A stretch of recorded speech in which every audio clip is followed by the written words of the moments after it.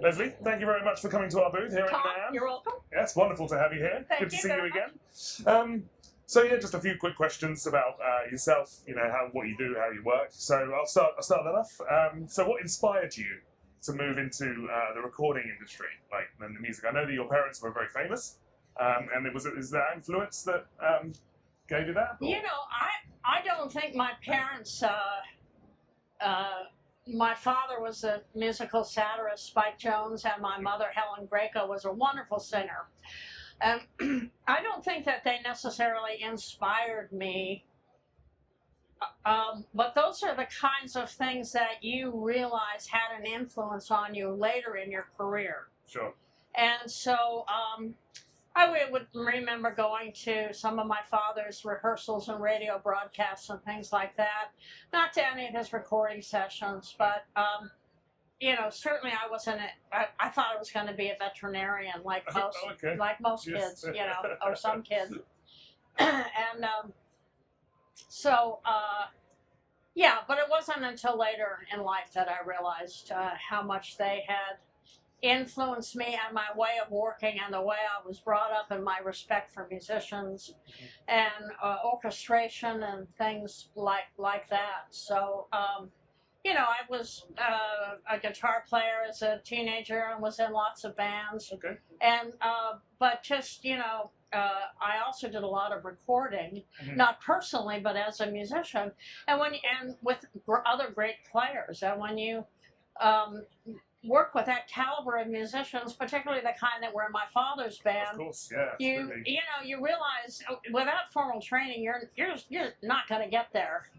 And so I was very lucky. I started doing sound for other bands, and I really liked the kind of the effect I could have by not even being a performer on what they sounded like and how to enable them. Of course. And that really is what started me down the path of engineering. So, I mean, that must obviously had a huge influence on how you work now. Your collaboration, I assume, is significant with the musicians and the mixing process that you do nowadays. Yeah, I like to feel it is, and I think that's one of the things that people have come to enjoy about working with me is that collaboration, knowing that, you know, my interest really is in how to get the best performance from them, making them feel comfortable.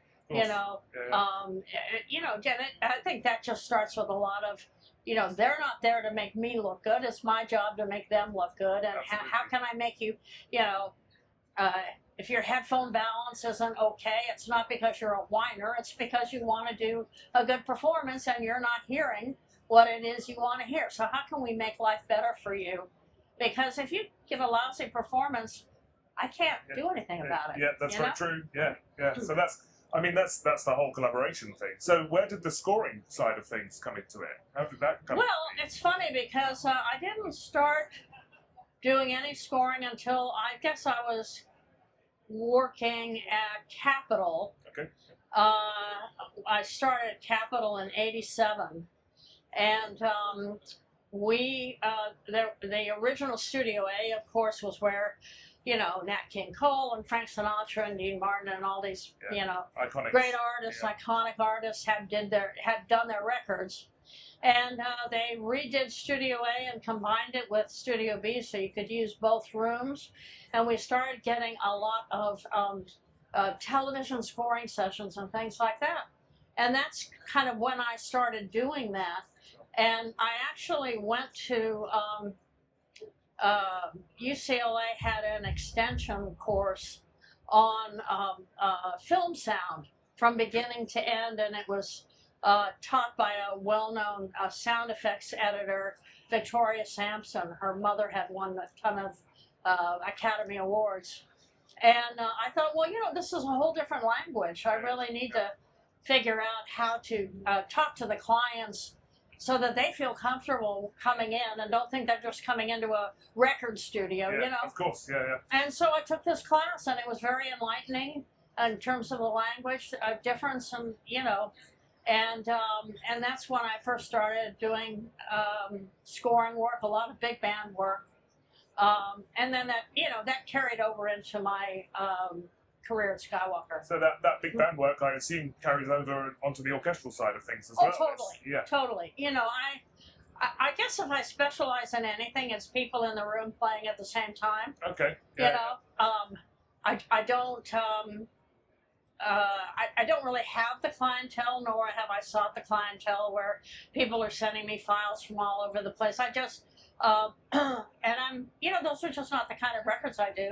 Yeah. So I'm very comfortable recording, 85 pieces all playing at the same time. Where some people might not be comfortable, that might really make them nervous. And I was certainly nervous in the beginning. Of course, I can imagine. But, what would you say is your most exciting, or for you personally, your most exciting recording? I was working on the 25th anniversary of the Halo soundtrack. Oh, amazing! Yeah. And Steve Vai came in to reproduce his guitar parts for Halo. Now, Steve and I had known each other personally for many years because he was a governor of the Los Angeles chapter of the Recording Academy. Yep. He was a trustee. I was a trustee. So we hung out a lot together, but it was the first time we'd ever actually worked together. Yeah. Yeah. And that was just thrilling to turn the monitors up to 11 and just have him recreate. He is such an artist, Yeah. I don't know. People think of guitar players as just, people that turn their amps up to 11 and just, play loud. But he had everything written out, all the harmony parts, all of that, and just knew exactly what he wanted, had a fantastic tone. It was such a treat, Yeah. Yeah. But, Absolutely. going from that to sitting in the room recording Renee Fleming, who's just an amazing opera singer. Yeah. And, first time I worked with Rosemary Clooney and on an album of Nelson Riddle arrangements. And I don't know. It goes. It's all good fun, I on suppose. and on. Those ones are the ones that stick, though. Yeah. Absolutely. And when I first started really working on classical music, Okay. which was probably Kronos Quartet. Oh, that's cool. Yeah. So, just, they've got an unbelievable amount of talent as well, haven't they? They're just one of Exactly. those, a performance every time without any hesitation. Totally. Yeah. Totally. And that also taught me a lot about the importance of being able to get a balance so that when the musicians come in the control room and listen, that they can make judgments on their own dynamics, their own volume, their own intonation, because they're hearing everything the way it's supposed to be. Of course. There's nothing like, oh, I'll fix that later. That just doesn't happen in that world. Absolutely. It is what it is then, because you are literally capturing a performance. Yes. And I hate using that word capture, but you are. In fact, it's like taking a photograph. Yes, and you've been using chord electronics for many, many years. Yes, many.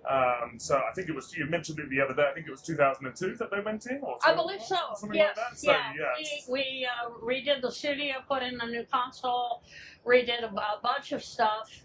And, we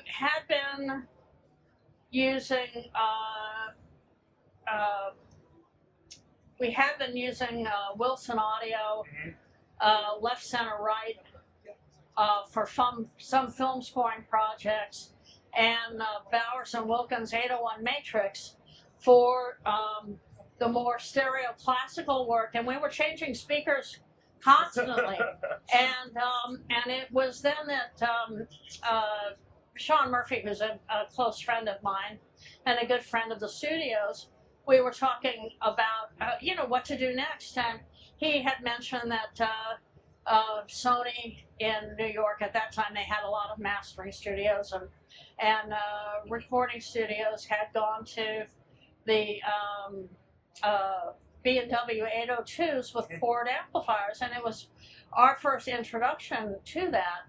And it just became such a wonderful combination for us. That it's really been what we've been using ever since then. Amazing. And there frankly hasn't been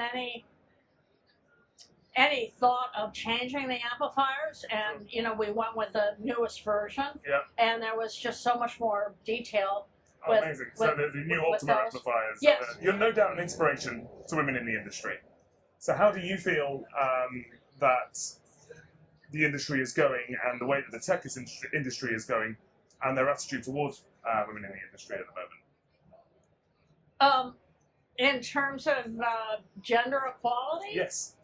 Well, I'm really quite amazed. There are so many more women now, particularly young women, that see that as a career path.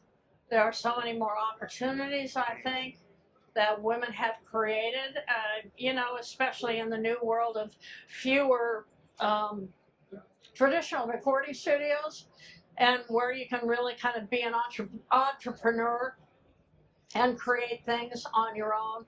There are just a lot of women, young women just going for that. Yeah. And certainly a lot of organizations that were never around when I started, sure. That are promoting women in engineering and production and DJing and broadcast and all of that, offering scholarships and I just think that's fantastic. It's going well. Yeah. Okay. Yeah, I agree. Yeah, it's good. It's certainly not. It's going to be a long time before it's parity. Yes. Of course. Of course. Yeah. But I don't. I look at it as a very positive thing, and try to do everything that I can to encourage more women to be involved. Absolutely. Yeah. Good. And so the last question then, do you have any advice for people that would be looking to join, not necessarily women, but just generally people? What kind of advice would you give them trying to get into the tech industry or the recording industry as youngsters, shall we say?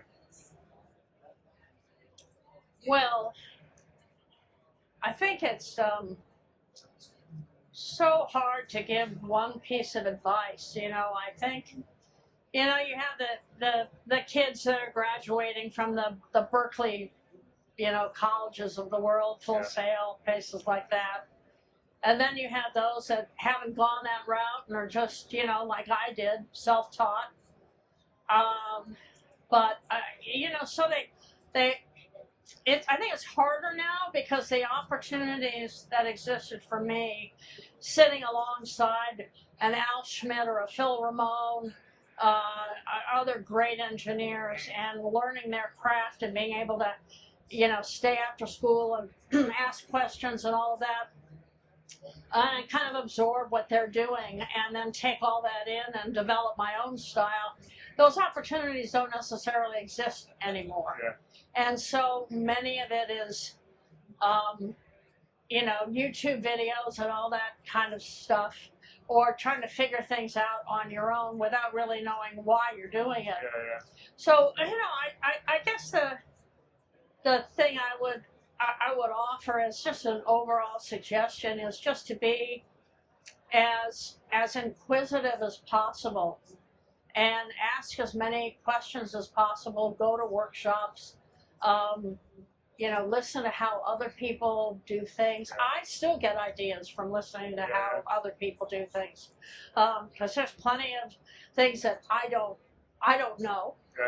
Because it doesn't happen in my daily life as an engineer or a producer. So I enjoy hearing how other people do things. It's just I think it's important to remain inquisitive. It's also important to have a life. That is the other thing, isn't it? Go out and do other things. Go see live music. Go to art museums. Travel. Have other things that inform how you approach your work as part of your life.